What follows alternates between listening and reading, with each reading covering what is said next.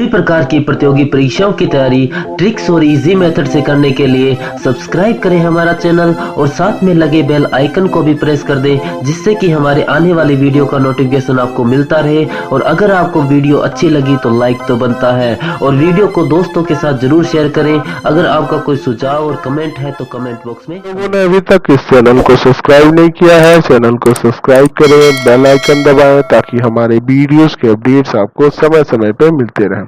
तो अब आगे बढ़ते हैं हम लोग चैप्टर में, समरूप आकृतियां। ठीक है, यही मेन आपका टॉपिक है। आपको इस चैप्टर त्रिभुज में समरूपता के बारे में ही पढ़ना है। ठीक है, तो चलिए समझते हैं समरूप आकृतियां क्या कहलाती हैं। अंग्रेजी में इसको कहा जाएगा सिमिलर फिगर्स, सिमिलर फिगर्स। तो ये समरूप आकृतियां होती क्या है, इसकी परिभाषा देखते हैं और उसके बाद कंपेयर करेंगे सर्वांगसम और समरूपता में क्या फर्क है। तो लिख सकते हैं कि दो आकृतियां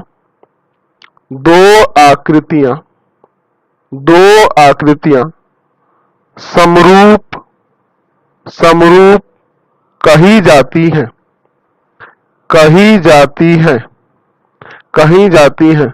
जब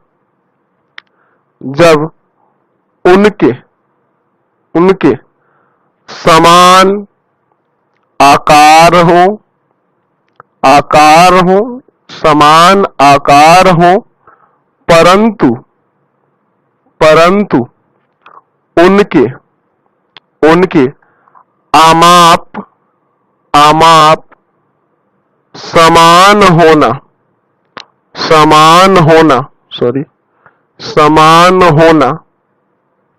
आवश्यक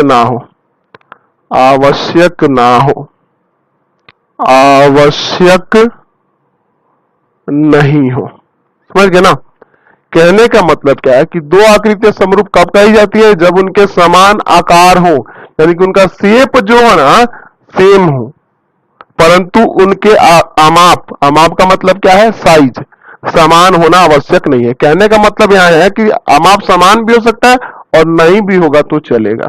ठीक है, समरूप आकृति होने के लिए क्या होनी चाहिए, बस उनके आकार समान होने चाहिए।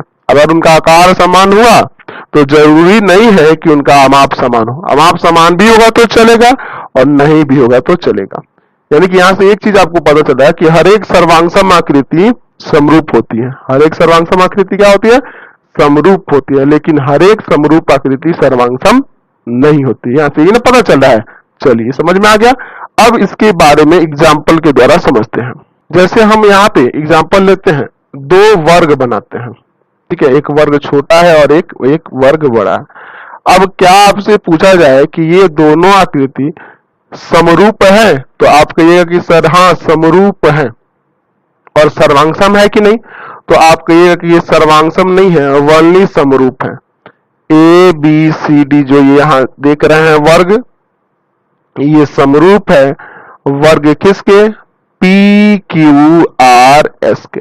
देखिए ये समरूप का सिंबल है। ठीक है, और सर्वांग का सिंबल ऐसे होता था, है ना, बराबर के ऊपर ऐसे ये ऐसे कर देते थे, तो ये आपका सर्वांग समता का सिंबल होता है और ये समरूपता का सिंबल है। ठीक है, तो ये समरूप क्यों है, क्योंकि इनका जो आकार है एक जैसा है, दोनों वर्ग ही जैसे वर्ग ही है, लेकिन इनका है ना अमाप समान नहीं है। देख रहे हैं ना, ये छोटी है और ये बड़ी है, तो ये समरूप है लेकिन सर्वांगसम नहीं है। अगर इनका दोनों का आकार भी समान होता है ना, और अमाप भी समान होता, आकार और अमाप दोनों समान होता, तो ये सर्वांगसम भी कहलाती और समरूप भी कहलाती। लेकिन अभी इनमें देख रहे हैं ये बड़ी छोटी है, इनका अमाप बराबर नहीं है, यानी कि इनका साइज बराबर नहीं है, सिर्फ शेप ही एक जैसा दिख रहा है।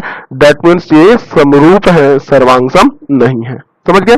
यानी कि यहाँ से ये पता चल गया कि दो वर्ग जो होते हैं समरूप होते हैं। सर्वांगसम होने के लिए क्या होना चाहिए था, इसमें इन दोनों का समान अमाप भी अगर होता, यानी कि एक दूसरे को ढक लेते, दैट मीन्स ये सर्वांगसम भी होते हैं। जाहिर सी बात है, देखिए इस बड़े वाले से छोटा वाला तो ढक जाएगा, क्या छोटे वाले बल से बड़ा वाला ढकेगा, नहीं ढक पाएगा ना, इसीलिए ये समरूप है, सर्वांगसम नहीं है। अब अगला एग्जाम्पल बात करें, आपसे कहें कि हम दो वृत्त यहाँ बना रहे हैं। ठीक है, दोनों वृत्त जो है अलग अलग त्रिज्या की है, दोनों की त्रिज्याएं क्या है, अलग अलग है, भिन्न भिन्न है। तो क्या ये समरूप है, तो आप कहिए कि हाँ सर ये दोनों वृत्त जो है ना समरूप है। ठीक है, दोनों वृत्त क्या है, समरूप है क्योंकि इनका समान आकार है, आमाप समान नहीं है। और पूछे क्या ये सर्वांगसम है, तो आप ये कि सर सर्वांगसम नहीं है। यानी कि यहाँ से ये पता चल गया कि वृत्त जो होते हैं वो क्या होते हैं, समरूप होते हैं। ठीक है, वृत्त क्या होते हैं, समरूप होते हैं। ठीक है, क्लियर हो गया यहाँ से। तो यहाँ से आप कुछ बातें ऐसे लिख सकते हैं। पहला कि सभी वर्ग समरूप होते हैं, समरूप होते हैं। ये भी ऐसा कर सकते हैं। दूसरा कि सभी वृत्त समरूप होते हैं, समरूप होते हैं। ठीक है, क्योंकि उनका समान आकार दिखता है। तीसरा, सभी समबाहु त्रिभुज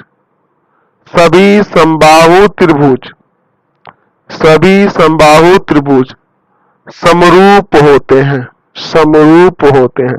अब आप सोचोगे कि सर यहाँ पे त्रिभुज क्यों नहीं लिखे, आप समबाहु ही क्यों लिए हैं? क्योंकि देखिए त्रिभुज कई तरह के होते हैं ना, तो हर एक त्रिभुज, मान लीजिए एक हो गया आपका समबाहु और एक समद्विबाहु, तो उनका समान आकार थोड़े हो गए, तो समबाहु है एक समद्विबाहु है, तो कैसे होगा? इसीलिए यहाँ लिखे हैं सभी समबाहु त्रिभुज समरूप होते हैं, सभी समबाहु त्रिभुज समरूप होते हैं। अब आप सोच रहे हैं क्या सर, क्या सभी समद्विबाहु त्रिभुज समरूप नहीं हो जाएंगे? तो हमारा जवाब होगा कि नहीं। आप सोच रहे होंगे कि सर क्यों, दोनों का तो समान आकार दिख रहा है परंतु उनके आमाप से समान नहीं है, तो आप क्यों कह रहे हैं ऐसा कि ये समरूप नहीं हो सकता है? क्योंकि देखिए उसके लिए अलग कंडीशन है।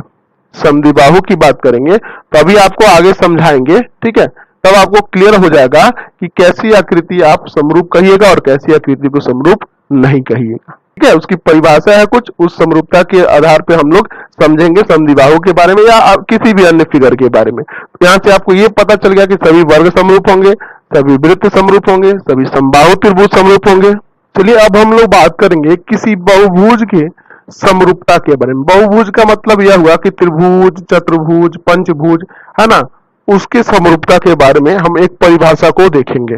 चलिए, तो ये परिभाषा कुछ इस तरह से है कि भुजाओं की समान संख्या वाले दो बहुभुज समरूप होते हैं। ठीक है, कहने का मतलब यह है जैसे भुजाओं की समान संख्या वाले, मान लीजिए दो त्रिभुज हैं, ठीक है, तो दोनों त्रिभुज में भुजाओं की संख्या क्या है, समान है। ठीक है, ये एक ABC है और दूसरा आपका मान लीजिए PQR है। तो ये दोनों समरूप होने के लिए क्या होना चाहिए, तो इसकी दो शर्त है। पहली शर्त है कि यदि उनके संगत कोण बराबर हो। कहने का मतलब यह है कि अगर त्रिभुज ABC त्रिभुज PQR के समरूप है, त्रिभुज PQR के समरूप है, समरूप होने के लिए अगर वो समरूप है तो समरूप कैसे होगा, जब उसके संगत कोण बराबर होंगे, है ना, सभी संगत कोण A बराबर P, एंगल B बराबर एंगल Q और एंगल C बराबर एंगल R हो। ठीक है, उनके संगत कोण बराबर होंगे तब वो समरूप होगा और उनकी संगत भुजाएं एक ही अनुपात यानी कि समानुपात होंगी, है ना। इनकी संगत भुजाएं इसमें कौन कौन सा होगा बताइए, तो AB और PQ, है ना, BC और QR और AC और PR, ये ना संगत भुजा लेंगे। आपको पहले ही समझाया था संगत भुजा और संगत कोण के बारे में पहले ही समझा चुके हैं। ठीक है, तो इसमें अगर त्रिभुज ABC समरूप है त्रिभुज PQR के, तो संगत भुजा कौन होगी, AB किसके संगत होगी, PQ के, BC QR के और AC PR के। तो ये दो चीजें हो तभी ये त्रिभुज क्या होगा, समरूप होगा। तो समरूप होने के लिए क्या क्या होना चाहिए, उनके सभी संगत कोण बराबर होने चाहिए। ठीक है, संगत कोण, और मान लीजिए ये त्रिभुज समरूप है तो संगत कोण क्या क्या होंगे, एंगल A होगा एंगल P के बराबर, एंगल B होगा एंगल Q के बराबर और एंगल C होगा एंगल R के बराबर। तो अगर ये प्रत्येक संगत कोण बराबर हो और उनकी संगत भुजाओं का अनुपात भी बराबर हो, है ना, वही कह रहा है कि उनकी संगत भुजाएं एक ही अनुपात यानी कि समानुपात हो, है ना, अनुपात इनके बराबर है, तब ये क्या कहलाएंगे, समरूप कहलाएंगे। इसीलिए हम लोग देखे थे कि प्रत्येक वर्ग जो होता है ना, देखिए वर्ग की बात करें तो वर्ग क्या है, तो दोनों वर्ग चार चार भुजा से बना है, तो समान भुजा वाला है ना ये, तो दो समान भुजा वाला ये बहुभुज कहलाएगा। जैसे मान लीजिए इसका नाम ABCD और इसका नाम मान लीजिए PQR, तो ये दोनों समरूप होने का रीजन क्या था, क्योंकि इसका प्रत्येक कोण बराबर होगा, प्रत्येक संगत कोण बराबर होगा ना, 90-90 होगा, है ना, एंगल A एंगल P के बराबर, B एंगल Q के बराबर, एंगल C एंगल R के 90-90 होगा ना प्रत्येक कोण, तो यानी कि प्रत्येक संगत कोण बराबर हो जाएगा। और प्रत्येक भुजा का भी अनुपात इसमें बराबर होगा। मान लीजिए इस वर्ग की प्रत्येक भुजा दी हुई है 3 सेंटीमीटर, ठीक है, प्रत्येक भुजा 3 सेंटीमीटर यानी 3 3 3 3, ठीक है, 3 सेंटीमीटर 3 सेंटीमीटर 3 सेंटीमीटर 3 सेंटीमीटर, और इसकी भुजा दी है 2 सेंटीमीटर, प्रत्येक भुजा 2 सेंटीमीटर 2 सेंटीमीटर 2 सेंटीमीटर। तो आप प्रत्येक भुजा संगत भुजा का अनुपात निकालिएगा, तो जैसे ए बी बट्टा पी क्यू निकालिएगा तो 3/2 होगा, या BC बट्टा QR निकालिएगा तब भी 3/2 होगा, है ना, या कौन सा बचा आपका CD और बटा में RS निकालेगा तो वो भी आपका 3/2 होगा, और चौथा जो बच गया AD बटा में PS निकालेगा तो ये भी आपका 3/2 होगा। तो प्रत्येक देख रहे हैं ना, प्रत्येक संगत कोण बराबर हो रहे हैं, संगत कोण बराबर हो रहे हैं, और इनके संगत भुजा का अनुपात भी बराबर है। इसी रीजन से ये दोनों समरूप हैं, इसी रीजन से ये दोनों समरूप है। इसीलिए आपसे कहते हैं कि प्रत्येक समद्विबाहु त्रिभुज समरूप नहीं हो सकता है, क्योंकि समद्विबाहु त्रिभुज में फिक्स नहीं रहता है कोण बराबर होने का। मान लीजिए ये समद्विबाहु त्रिभुज है ABC और एक समद्विबाहु त्रिभुज है यहाँ पे PQR, ठीक है, दो समद्विबाहु त्रिभुज है। मान लेते हैं यहां वाला शीर्ष कोण इसका 50 डिग्री है, ठीक है, तो यहां ये दोनों बराबर होते हैं, आपको पता है, तो ये दोनों कितना कितना डिग्री हो जाएगा, 65 हो जाएंगे ना ये दोनों वाले नीचे, है ना, 65 और ये 65 यानी कि 130, और 130 में 50 जोड़ दिए 180। मान लीजिए यहां वाला शीर्ष कोण 40 डिग्री है, ठीक है, तो यहां वाले दो कोण कितने कितने हो जाएंगे, तो ये दोनों कोण हो जाएंगे आपके कितने, 70 और 70, है ना, 70 70 140, और 140 में 40 जोड़ देंगे तो 180 आ जाएगा। तो क्या इसमें संगत कोण आपको समान दिख रहा है, नहीं दिख रहे हैं, है ना, तो इसलिए ये समरूप नहीं हो सकता। लेकिन यही जब हम लोग समबाहु की बात करेंगे, यही जब आप समबाहु त्रिभुज की बात करेंगे, तो दो समबाहु त्रिभुज यहां लीजिए, बड़ा छोटा लीजिए उससे कोई फर्क नहीं पड़ता है ना, दो समबाहु होने चाहिए। जैसे मान लीजिए समबाहु का नाम हम लोग मान लेते हैं X Y Z, और इसका नाम मान लेते हैं यहाँ पे P R, है ना, M, कुछ अलग नाम मान लेते हैं। चलिए अब आपसे कहें कि ये दोनों समरूप हैं, तो आप कहिएगा कि हाँ सर ये बिल्कुल समरूप है, X Y Z समरूप है त्रिभुज PRM के। तो आप कहेंगे कि आपके मन में ये भी सवाल उठेगा कि समरूप आप कह दिए सर, कैसे है ये भी तो बता दीजिए। तो आपको पता है कि समबाहु त्रिभुज का प्रत्येक कोण कितना होता है, 60 डिग्री होता है, यानी ये भी 60 डिग्री, ये भी 60 डिग्री, ये भी 60 डिग्री, ये भी 60 डिग्री, यहां भी 60 डिग्री, और ये भी 60 डिग्री, प्रत्येक कोण 60 डिग्री। तो इसके संगत कोण बराबर नहीं दिख रहे हैं, 60 60 60 60, तो संगत कोण तो बराबर हो गए ना। अच्छा, और मान लीजिए इस त्रिभुज की प्रत्येक भुजा 1 सेंटीमीटर है, 1 सेंटीमीटर है, 1 सेंटीमीटर, और इसकी 2 2 सेंटीमीटर है। तो इनका संगत भुजा का अनुपात जब देखिएगा, कहने का मतलब जैसे XY बटा में PR यानी 1/2 आएगा, YZ बटा में RM ये भी आपका 1/2 आएगा। अच्छा, तीसरा जो बच गया XZ और बटा में PM ये भी आपका 1/2 आएगा। तो देख रहे हैं ना कि संगत भुजा का अनुपात भी बराबर हो रहा है और संगत कोण भी बराबर हो रहा है, इसीलिए दोनों समबाहु त्रिभुज आपको ऊपर ही बताया कि समरूप होते हैं।